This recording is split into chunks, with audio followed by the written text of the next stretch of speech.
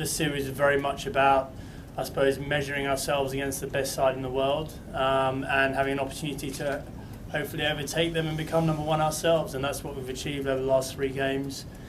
I think we're very proud of the way we performed in the 3 games. I think we've been, very close to our best, and so sitting here, I think we feel very satisfied with what we've achieved, and obviously delighted to have gone to number 1 in the world as well. There are a number of other teams that are anxious to have this mantle and to be the number 1 side, and so I think it's arrogant for us just to assume that we can just waltz our way and everything's going to be hunky-dory all the time. We're going to have to be determined and desperate to stay there.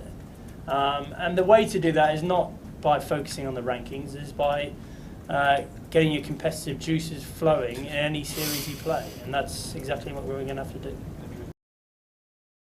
I don't actually know exactly how it works out, but it's there for a reason, and to get to number 1 you need to win a lot of cricket games. It's as simple as that. So I think it's very hard to kid the system. India deserved to be number 1. I think the quality of our play over the last couple of years so dictates that we're number 1 now.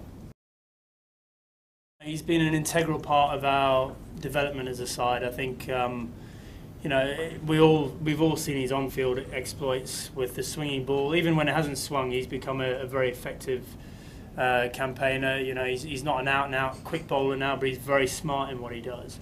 But also, off the pitch, I think he's become an increasingly important part of the kind of workings of our side, the way he interacts with other bowlers, the example he sets, and he's really matured as a person as well. So I think we're hopeful that his best years are still ahead of him, but we're obviously delighted with what he's achieved over the last couple of years.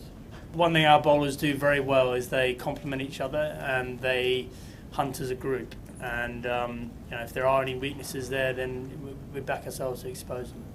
I think those are significant challenges for us coming up, but they're still a long way off. And I think you can start looking too far ahead. You don't know what's around the corner.